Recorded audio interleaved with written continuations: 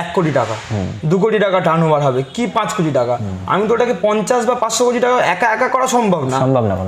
একা একা আমি কত প্রেশার নেব? তুমি যদি ওয়েবসাইট হও তুমি তখন পুরো ওয়ার্ল্ড তোমাকে দেখতে পাচ্ছে। একদম ওয়েবসাইট মানে তোমার কেউ ধরো কোথা থেকে শুনে হচ্ছে গাপ্পুর নাম, সে তোমায় দেখতে পাচ্ছে, ওয়েবসাইট সার্চ করলে পেয়ে গেল, ওয়েবসাইট সার্চ করলে পেয়ে গেল। ট্রাস্টও বাড়ে না এটা থেকে?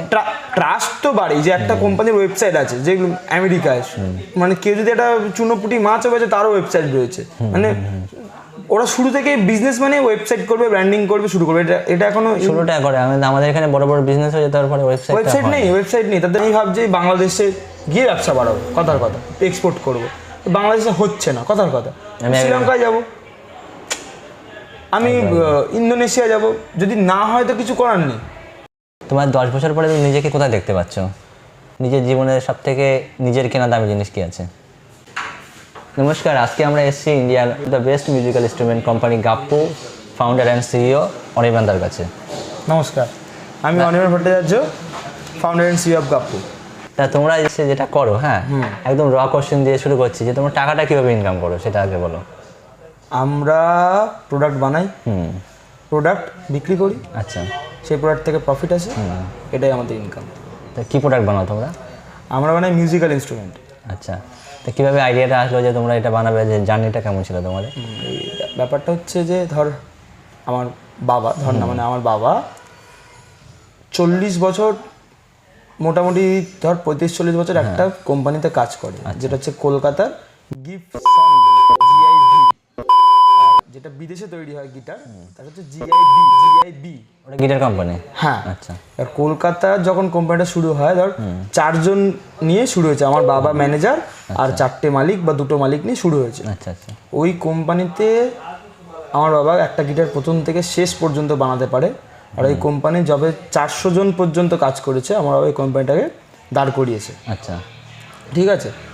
তারপরে নানা রকম কারণের জন্যে মানে উনি অনেক বড় লোক হয়ে যায়, যে মালিক সে অনেক ব্যাপার হয়, পলিটিক্যাল প্রেশার নানা রকমভাবে মানে বাবা ওখান থেকে বেরিয়ে যায় বা বাবাকে ওখান থেকে বার করে দেওয়া হয়। আচ্ছা আচ্ছা, নানা রকম জিনিসের উপরে, হ্যাঁ নানা রকম জিনিসের উপরে। ঠিক আছে, তো বাবা বেরিয়ে গিয়ে নানা রকম বাবাও চেষ্টা করে নতুন কোম্পানি খোলে। এবার বাঙালির তো তখন এখন যেহেতু ব্যাংক ফ্যাঙ্কের একটা সাপোর্ট আছে, পাওয়া যায়, তখন তো এটা ছিল না, মানে এতটা সহজ ছিল না, তো বাবা পারেনি বিজনেসটা করতে।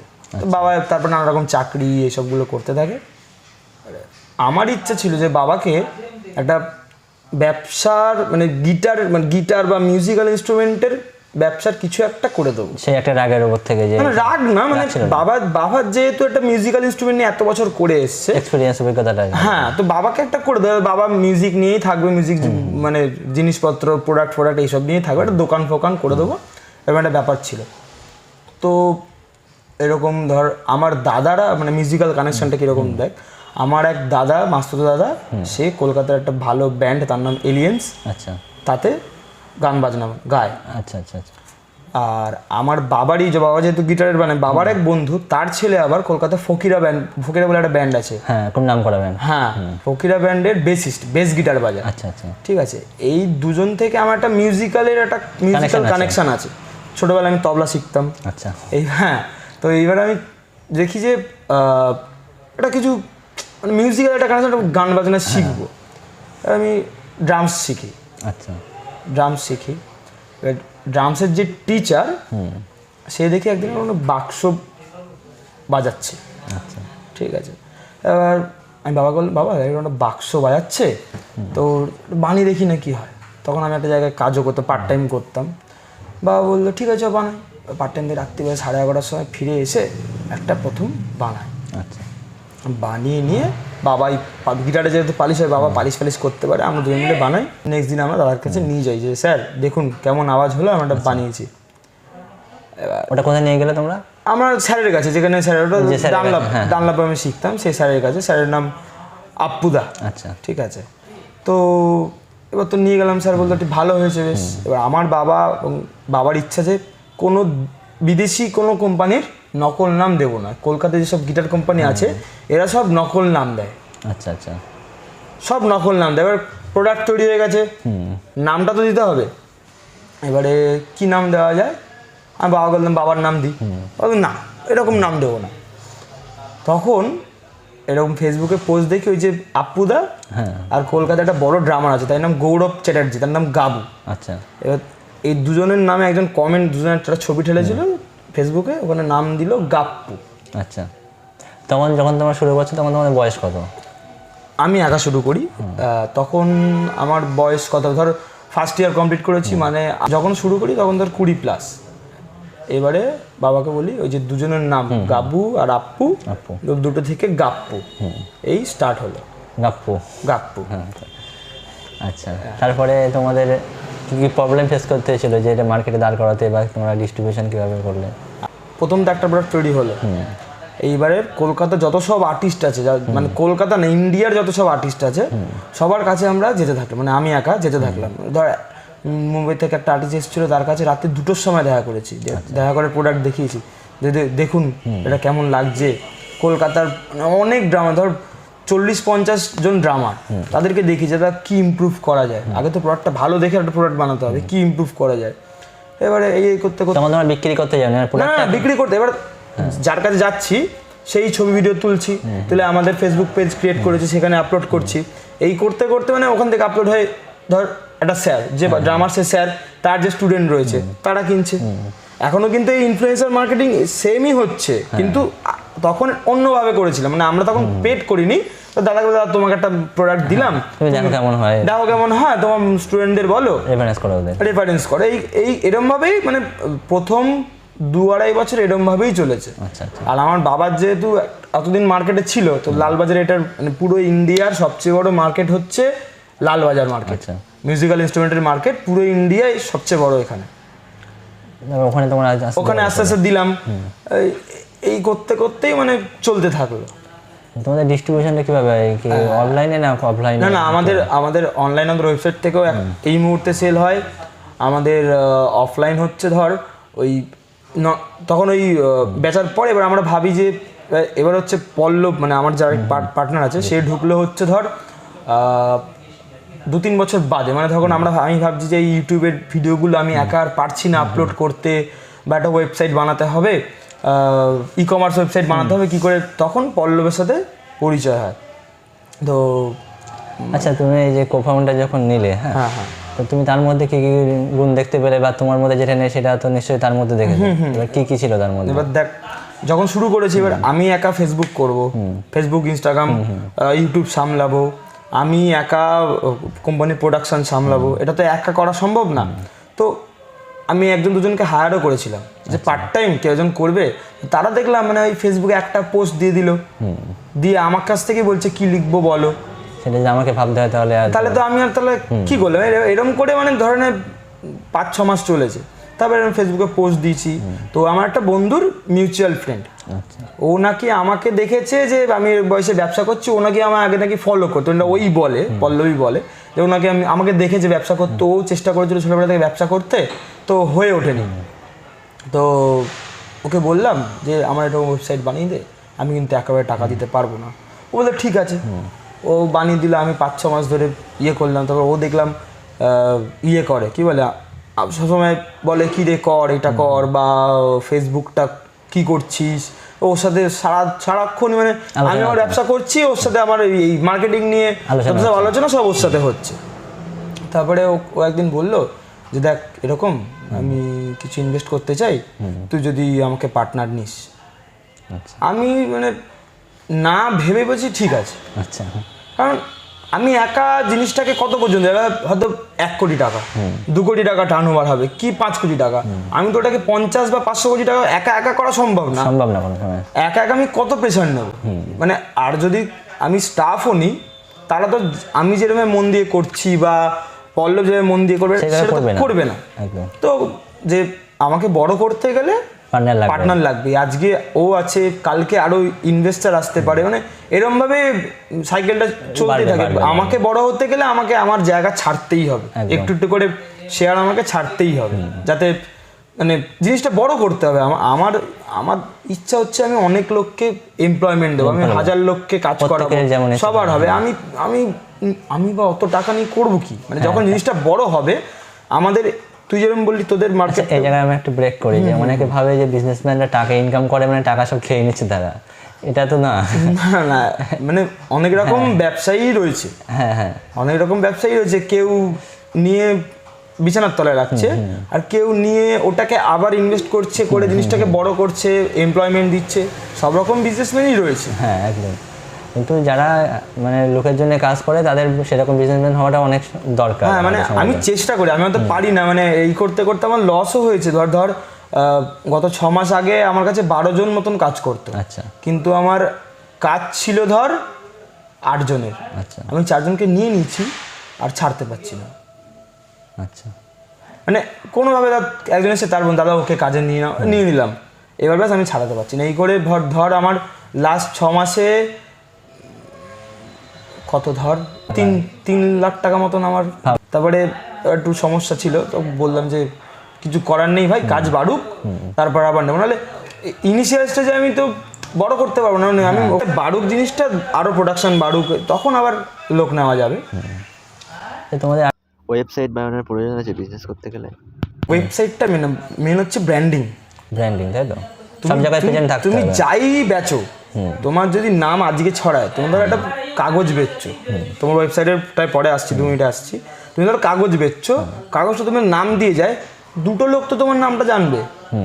তোমার নাম সুজয়, তুমি সুজয় নামই দিলে, যে আমি সুজয় কাগজ, সুজয় পেপার, তুমি পেপারটা এমনি বেচছো না, তুমি সুজয় পেপার লিখে দিলে, দুজনের জন্য যদি তুমি 10 জনকে বেচো, দুজনের ভালো লাগলো, সে তো আবার সুজয় পেপার করতে আসবে, সে তো খুঁজবে মার্কেটে, সে নামই না জানে। অনেক আছে সব লোকের নাম, তুমি বেচছো, তুমি দিয়ে দিলে একটা আনন্দবাজার পেপারের নাম, আচ্ছা আচ্ছা, তাতে তো তোমার লাভ কিছু হচ্ছে না। আচ্ছা, ওয়েবসাইট হচ্ছে তোমার পুরো, মানে তুমি যেখানে আছো, ধরো তুমি কলকাতায় আছো, তুমি যদি নিজের জায়গা থেকে বেচো, মানে দোকান থেকে বেচো বা এইসব থেকে বেচো, তুমি ওই জায়গাটাই ক্যাটার করতে পারবে। তুমি যদি ওয়েবসাইট হও, তুমি তখন পুরো ওয়ার্ল্ড তোমাকে দেখতে পাচ্ছে। একদম।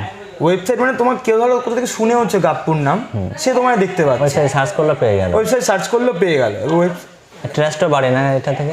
ট্রাস্ট তো বাড়ে, যে একটা কোম্পানির ওয়েবসাইট আছে যেগুলো আমেরিকায়, মানে কেউ যদি একটা চুনোপুটি মাছও বেচে, তারও ওয়েবসাইট রয়েছে। মানে ওরা শুরু থেকে বিজনেস মানে ওয়েবসাইট করবে, ব্র্যান্ডিং করবে, শুরু করবে। এটা এখনো শুরুটা করে আমাদের এখানে বড় বড় বিজনেস হয়ে যাওয়ার পরে ওয়েবসাইট নেই, তাদের ওয়েবসাইট নেই। মানে অনেক কোম্পানি আছে তো ওয়েবসাইট নেই, ওয়েবসাইট থাকলেও মানে এই গিবসন, ধরো কলকাতা গিবসন, এদেরই ওয়েবসাইট ধরো বিগত 10 বছর ধরে আমরা দেখে আসছি একই রকম, মানে একই রয়েছে, ওখান থেকে না কেনা যায়, শুধু দাম লেখা, মানে ওটা একটা ক্যাটালগ ওয়েবসাইট। আচ্ছা আচ্ছা, ওয়েবসাইট খুবই দরকার, মানে ওয়েবসাইট করতেই হবে, মাস্ট। এবার প্রথম তোমার কাছে কম পয়সা আছে, তুমি একটা নর্মাল ওয়েবসাইট বানালে, আসছে আবার পয়সা হলে তুমি আরও ভালোতে গেলে, তোমাকে যেরকম ওয়েবসাইট বানাতেও হবে, সেরকম নিজের পকেটে দেখতে হবে কত টাকা আছে, সেই হিসেবে খরচা করতে হবে। যে আজকে আমার কাছে 5,000 টাকা আছে, আমার বাজেট 5,000 ওয়েবসাইটে, আমি 5,000 দিয়ে যেরকম ওয়েবসাইট হবে করবো, কিন্তু তোমার তো ব্যবসা তো বাড়ছে, ওটাও ইনভেস্ট করতে হবে সময়। হ্যাঁ, তোমাকে সব দিকে ইনভেস্ট করতে হবে। তুমি আগে দেখতে হবে গোল কি, গোল যদি থাকে আমার অনেক কিছু করার, মানে 100 কোটি টাকার ব্যবসা করব, কি আমি 1,000-2,000 প্রোডাক্ট বেচবো, সেই হিসেবে তোমায় ইনভেস্ট করতে হবে।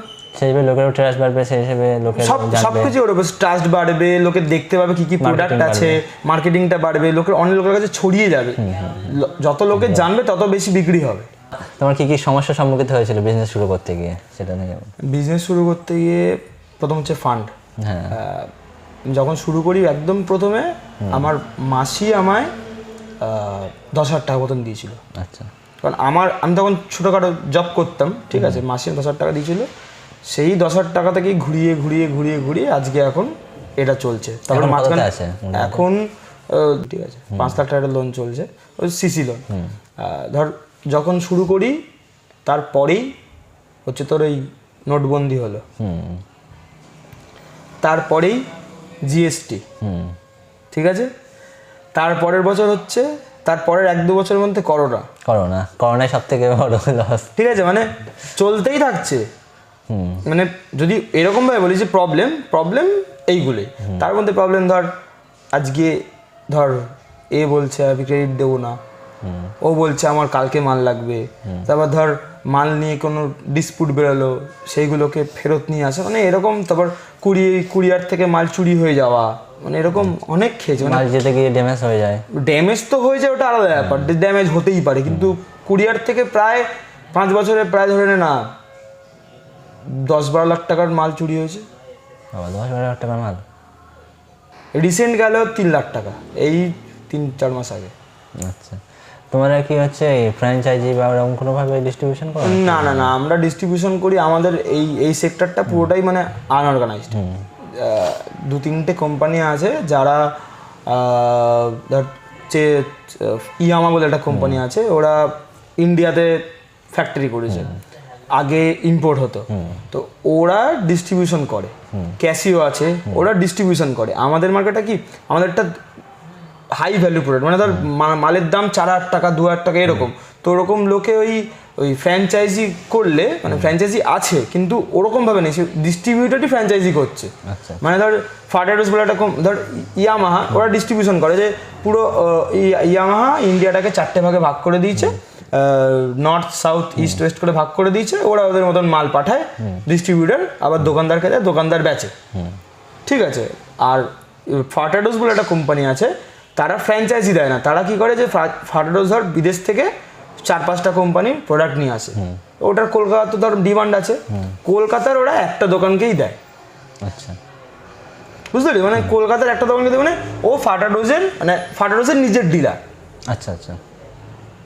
এবার ওখান থেকে কেউ বললে আমি ফাটারোসের কাজ করি। ফাটারোস যেরকম প্রায় 100-150 বছরের কোম্পানি, প্রায় 100-150 বছরের কোম্পানি, তো ওরা বলে যে আমরা ফাটারোসের থেকে মাল নিই, মানে এরমভাবে রেপুটেশনটা ওরা বানায়। তার জন্য এমন কিছু না যে ফ্র্যাঞ্চাইজি যে 10 লাখ টাকা দেয় বা এরকম কিছু না।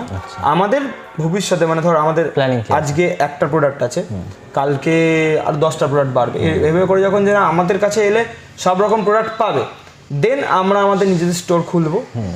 ধর কলকাতাতে প্রথম খুললাম, মুম্বাই একটা খুললাম, দেন তারপরে আবার যখন আমরা আর পারছি না কন্ট্রোল করতে, তখন যখন রিকোয়ারমেন্ট আরো বাড়ছে, তখন আমরা ফ্র্যাঞ্চাইজি মডেলে যাব। যে আমার যদি দোকান কিনতে, মানে দোকান করতে যাও, ধর আমাদের দোকানে এরকম অনেক কিছু স্টুডিও ফুডিও এইসবগুলো থাকতে পারে, কথার কথা। আমাদের হলে এরকম, তোমাদের হলে ছোট, তুমি 5 লাখ টাকা দিলে তুমি তোমার ব্যবসা খুলে ফেলতে পারলে। এমন না যে বিশাল হাই ভ্যালু, মানে ওরকম 20-25 লাখ টাকা ওরকম ব্যাপার না, কমের মধ্যে থাকে, যাতে সবার কাছে অ্যাফোর্ডেবল হয়। একদম, বেকাররা যেন মনে করলে পড়াশোনার পেছনে যারা খরচ করতে যায় না, তারা এটাতে ইনভেস্ট করতে পারে। হ্যাঁ হ্যাঁ হ্যাঁ হ্যাঁ, একটা পড়াশোনা ভালো ডিগ্রি করতে গেলে তো এখন 5-10 লাখ টাকা এমনি বেরিয়ে যায়। একদম একদম একদম। আচ্ছা, তোমার ওই আর একটা প্রবলেম আমার হয়তো তোমার ফেস করতে হতে পারে, যে তুমি বললে যে প্রথম দিকে বিভিন্ন আর্টিস্টদের কাছে যেতে, সব জায়গায় গিয়ে তো পাত্তা পেতে এমন তো না। এবার তখন কি কি প্রবলেম হতো? কিছু কিছু তো রিজেকশন ওই সময় এসছে মনে হয়। রিজেকশন হয়নি, মানে ধর প্রথমবার রিজেকশন হয়েছে। মানে ধর আমরা যখন মুম্বাইতে প্রথমবার গেছি, প্রথমবার কেউ কথা বলেনি। মুম্বাইতে অনেক আর্টিস্ট আছে, প্রথমবার কে এসছে। এবার যখন কলকাতার একটা বড় ড্রামারের সাথে আমাদের একটা ভিডিও বেরোলো, তখন আবার তারা না, এই লোকটা তো এই প্রোডাক্টটা বাজিয়েছে, ব্যাপারটা বুঝতে পারছো? মানে এই লোকটা যখন বাজে, তখন ওই ট্রাস্টটা চলে এলো। একবার যখন তোমার যেটা বলে, হ্যাঁ হ্যাঁ, টেস্টিমোনিয়ালই বল না। হ্যাঁ, ধর ওই কলকাতা ধর 10টা ছোট ড্রামার আছে, একটা বড় ড্রামার আছে। এবার ধর 10টা ছোট ড্রামার থেকে এ ভালো, যে এই লোকটা ভালো, তখন এই যখন দেখছে বাজাচ্ছে, তখন আবার ওই লোকটাও বাজাতে চাইছে। যখন ওর কাছে চলে গেলাম, তখন আবার ওদেরকে আবার মুম্বাইয়ের লোকের সাথেও চেনাশোনা রয়েছে। এইভাবে মুম্বাইয়ের লোকে দেখে। আমাদের ইন্টারন্যাশনাল আর্টিস্ট এরকমভাবে এসেছে, মুম্বাইয়ের সবাই যখন দেখছে আমাদের প্রোডাক্ট বাজাচ্ছে, তখন আমাদের ইন্টারন্যাশনাল, মানে একটা ইউএসএর না কার কোন আর্টিস্ট, সে দেখেছে, সে আমাদের কাছ থেকে প্রোডাক্ট কিনেছে। আচ্ছা আচ্ছা, মানে এরকমভাবেই ব্যাপারটা হয়, যে ট্রাস্ট, যে দেখছে যে কজন ভালো বলছে। লোককে তো পয়সা দেবে, বুঝবে যে জিনিসটা ভালো না খারাপ, তার জন্য কার কাছ থেকে দেখবে? যে যারা বাজায় তারাই তো বলবে ভালো কি খারাপ। তোমাদের একটা প্রোডাক্ট বানিয়ে কেমন প্রফিট থাকে, মানে পার্সেন্টেজ কেমন থাকে? পার্সেন্টেজ যদি শুধু র মেটেরিয়ালস আর প্রোডাক্টের দাম বলি, যদি আমি এইসবগুলো বাদ দিই, যে ফ্যাক্টরি কস্ট এইসবগুলো বাদ দিই, তাহলে ধর 100 টাকায় বানিয়ে 200 টাকায় বেচা। আচ্ছা, আর এইগুলো ধরলে তখন তো কিছু, হ্যাঁ ধরলে সব কিছু করে ধর 15-20% যদি ঠিকঠাকভাবে কাজ হয়, 15-20% নেট প্রফিট থাকে। এবারে এই যে নানা রকম সমস্যা, এই যে তোমার চুরি হয়ে যাচ্ছে, তারপরে এইগুলোকে যদি তুই সব বছরের শেষে ধরিস, বছরের শেষে ওই পার্সেন্টেজটা ওই 8-9 কাছাকাছি এসে দাঁড়ায়। এবার আবার কিছু ইনভেস্টমেন্ট থাকে, কিছু মাল ঘরে পড়ে থাকে। তোমাদের বছরে সেলস হয় কত?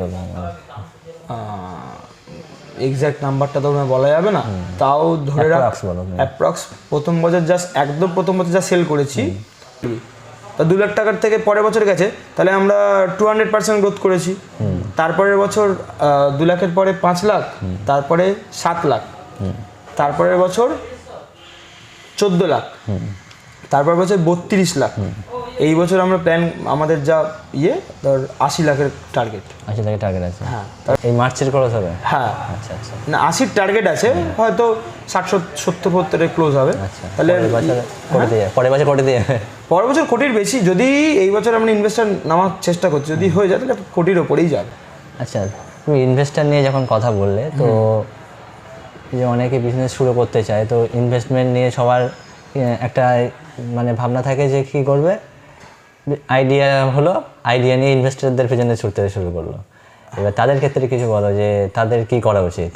যে আমি যেগুলো পড়াশোনা করেছি বা জেনেছি, ইনভেস্টার ইনভেস্ট করে ফাউন্ডারকে দেখে। একদম ঠিক আছে, মানে দেখে ফাউন্ডারের ওপর দম আছে কিনা। এবার ওলা কিন্তু লসে চলছে। ফাউন্ডারের ট্যালেন্টের উপরে, ফাউন্ডার এমনভাবে কথা বলছে, ফাউন্ডার এমনভাবে সবাইকে মানে ইনভেস্টারের কাছে ওকে লোকে টাকা দিয়েই যাচ্ছে লসে চলছে, কিন্তু ওকে ইনভেস্টার টাকা দিয়েই যাচ্ছে।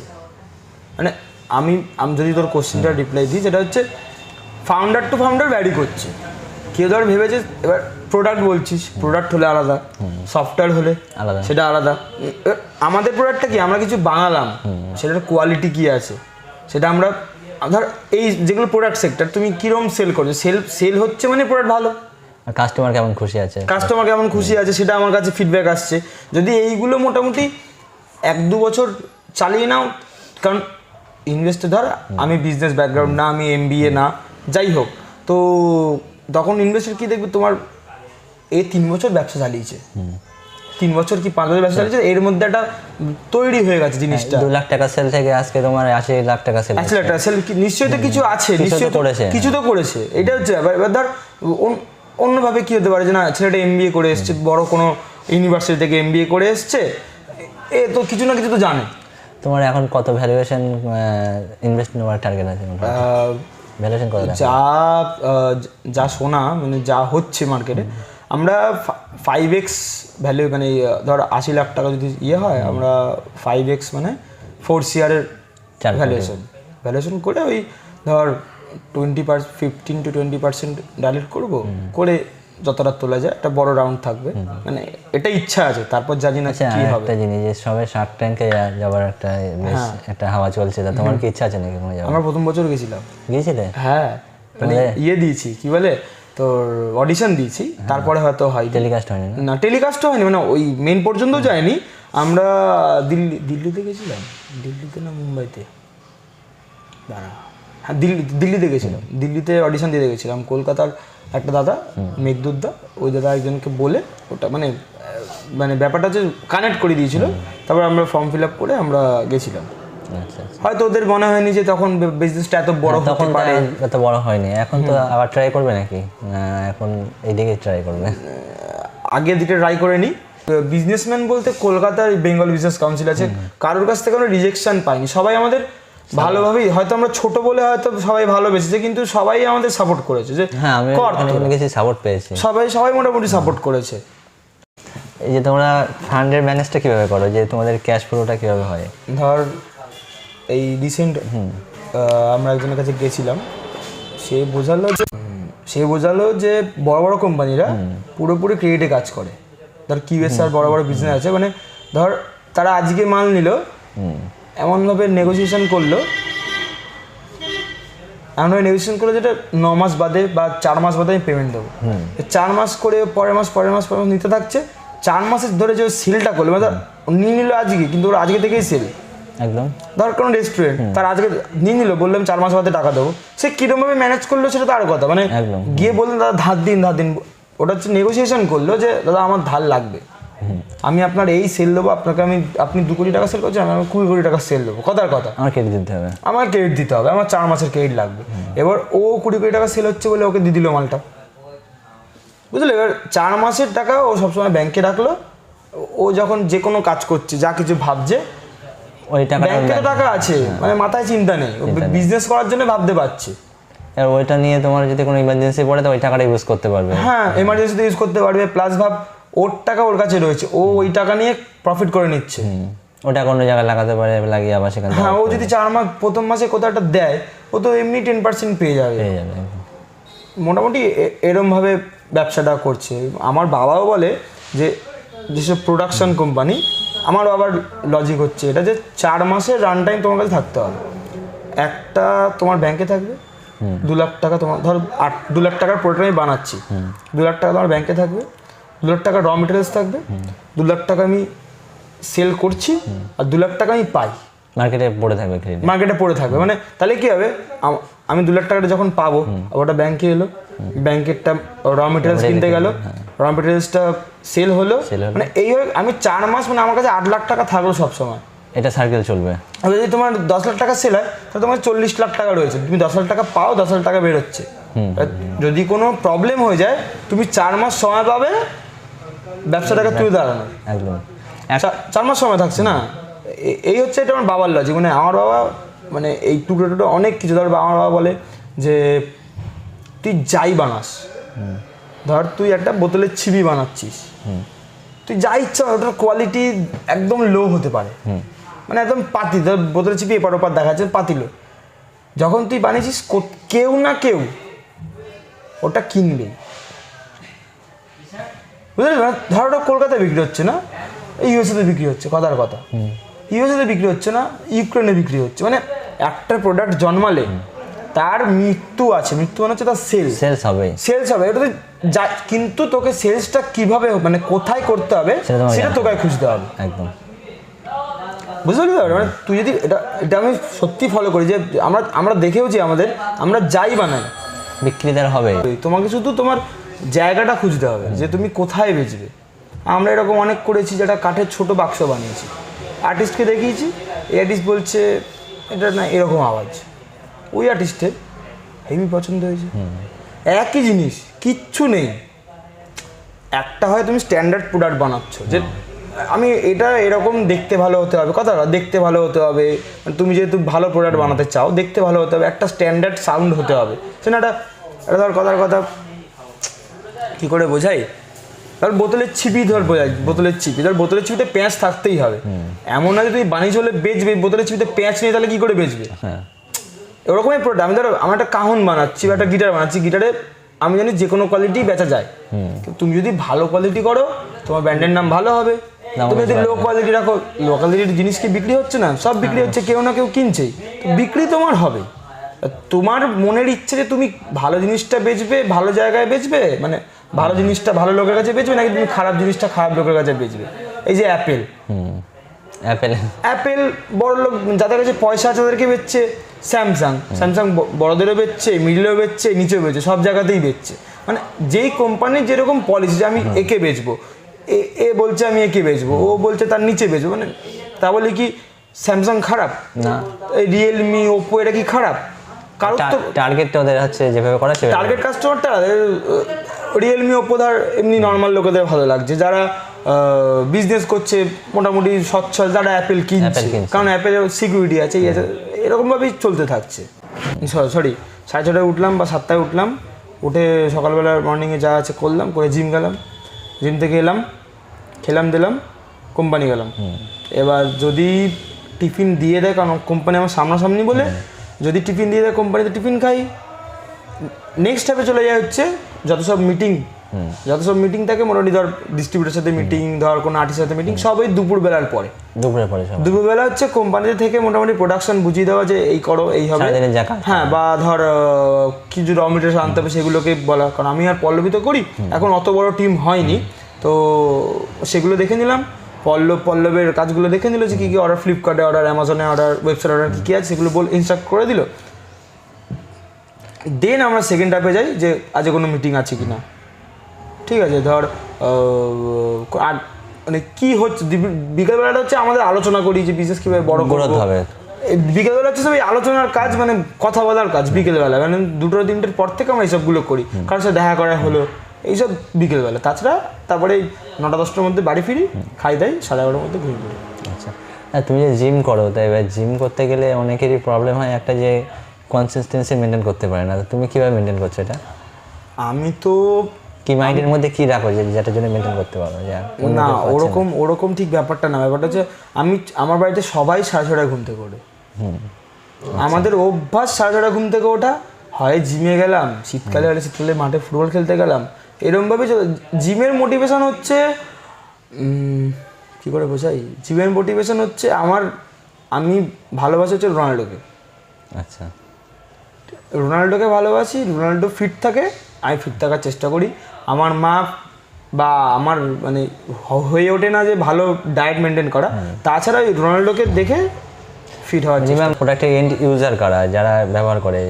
আর্টিস্ট মানে যে সিঙ্গার সে ব্যবহার করে নাকি যারা বাজায় তারা? আমরা এতদিন করছিলাম শুধু পারকাশনিস্টদের। আমাদের এবারের গোল হচ্ছে আমরা সবাইকে বেচবো, তোকেও বেচবো, যে মিউজিক শিখবে না আমরা তাকেও বেচবো। সেটা কীভাবে মার্কেট করবে সেটা এখন বলার মতো বলা যাবে না, এটা হোক তারপরে কোনো সময় জানা যাবে। সেটা আবার 1-1.5 বছর বাদে বলা যাবে। এটা আমাদের প্ল্যানিং চলছে, এখনো সেভাবে ভাবা হয়নি, কিন্তু যেহেতু আমাদের প্রত্যেকের মধ্যে যেন মিউজিকের আছে সবার দরকার, মিউজিক সবার দরকার, মানে ইচ্ছা না, মিউজিকটা হচ্ছে মানুষকে রিল্যাক্স দেয়। যেরকম জিম করলে একটা মোটিভেশন আছে, মানে তুই শরীর দিক দিয়ে ফিট থাকছিস, স্বাস্থ্য ভালো থাকছে, মিউজিক হচ্ছে তোকে রিল্যাক্স দেয়। তুই একটু গান বাজনা করলি, সকালবেলা যদি গান শুনিস বা কিছু বাজাস, গিটার বাজালি, তবলা বাজালি, এই বাজালি তাহলে মনটা ভালো থাকবে। আচ্ছা, মানে এই জন্য আমাদের মিউজিকটা পুরো লাইফস্টাইলের মধ্যে ঢুকিয়ে দেওয়ার একটা গোল রয়েছে, যাতে কীরকমভাবে হবে সেটা প্ল্যানিং চলছে বা আরও বড় করে ভাবা হবে। কিন্তু আমাদের প্ল্যানিং আছে মিউজিক প্রত্যেক ঘরে ঘরে হবে। মিউজিক মানুষের মধ্যে হ্যাপিনেস নিয়ে আসবে, যেরকম গাপ্পুই সেই, মানে আমরা এই জিনিসটাকেই করার চেষ্টা করছি। আচ্ছা, তুমি যারা নতুন কিছু শুরু করতে যাচ্ছে তাদের উদ্দেশ্যে কিছু বলো, যে তাদের কী কী প্রবলেম ফেস করতে হতে পারে, তাদের কী কী করা উচিত? এক হচ্ছে, কেউ যদি চাকরি করে তাকে পুরো চাকরি ছাড়তে হবে, এটা আমি ভাবি। কেউ যদি ভাবে পুরো চাকরি ছেড়ে ব্যবসায় আসো, আচ্ছা, চাকরি করে করে ব্যবসা হয় না, সম্ভব না। ব্যবসার জন্য চাই খিদে, ভাই আমাকে যেভাবে হোক আমাকে মালটা বেচতে হবে, যেভাবে হোক আমাকে মালটা বানাতে হবে, মানে আমাকে কেউ না থাকলে আমায় করতে হবে, নিজেকেই করতে হবে। ধরো আমি আজকে কাহন বানাচ্ছি, কালকে গিটার বানাবো, আমি যদি নিজে না শিখি বা নিজে না বানাতে পারি, তাহলে তো আমাকে যা রয়েছে কি বলে, যাদেরকে আমি কাজ করবো তাদেরকে বোঝাতে পারবো না, তো সে দেখা যাচ্ছে একটা কাহন বানাতে গেলে আমি জানি 1 দিন লাগতে পারে, কথা 10 দিন লাগিয়ে দেবে, সে তো আমাকে বোকা বানাবে। যখন আমি বড় স্টেজে চলে যাবো, যে আমি 10 বছর বাদে আমি আর ওখানে থাকবো না, গ্রাউন্ড লেভেলের কাজটা নিজেকে জানতে হবে। আমি যখন দেখতে পাচ্ছি যে না এরকম সবাই 10 দিনে বানাচ্ছে, আমাকে তো রিপোর্ট আছে যে একটা কাহন 10 দিনে তৈরি হচ্ছে, তখন আমি বলতে হবে 10 দিনে কি করে হয়, এটা 1 দিনের কাজ।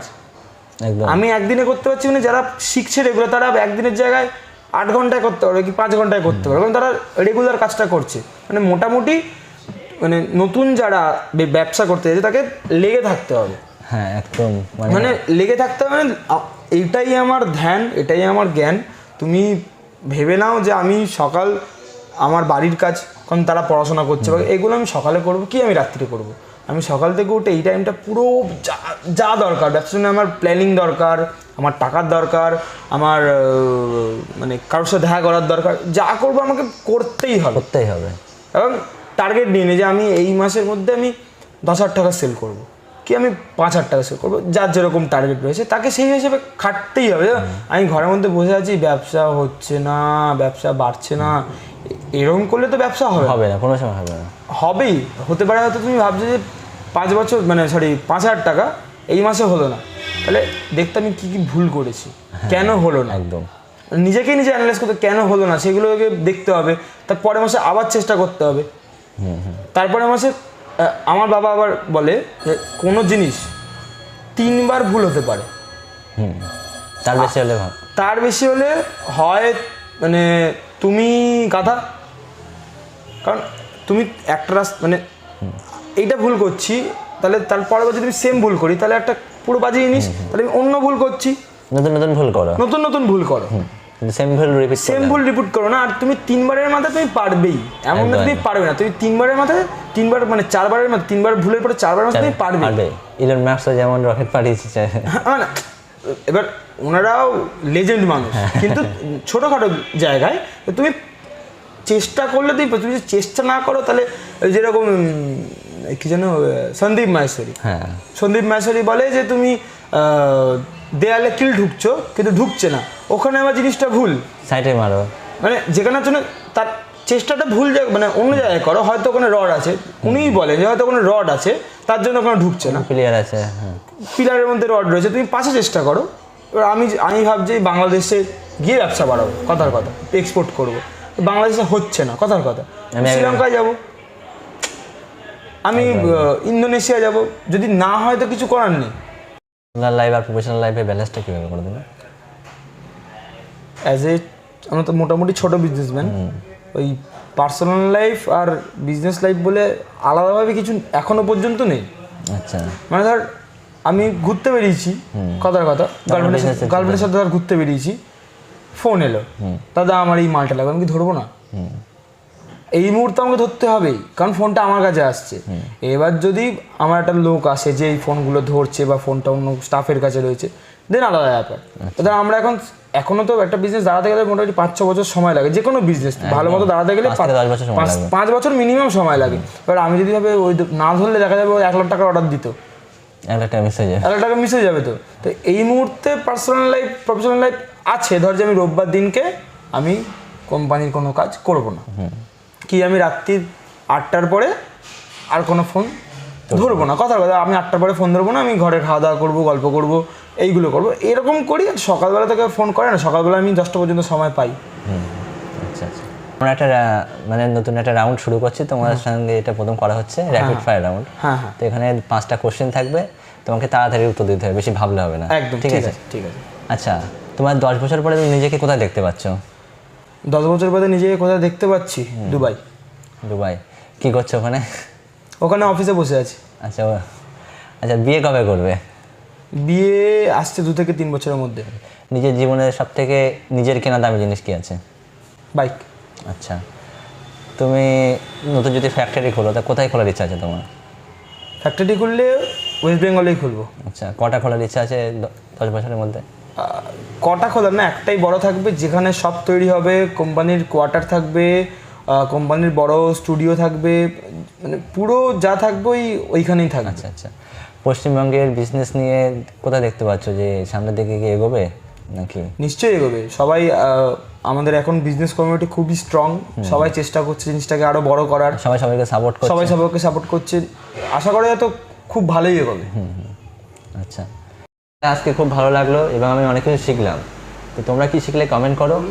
আর দাদারা ইন্ডিয়ার নাম্বার 1 মিউজিক্যাল ইনস্ট্রুমেন্টের একটা ব্র্যান্ড বানাতে যাচ্ছে, আনঅর্গানাইজ মার্কেটকে অর্গানাইজ করার চেষ্টা করছে।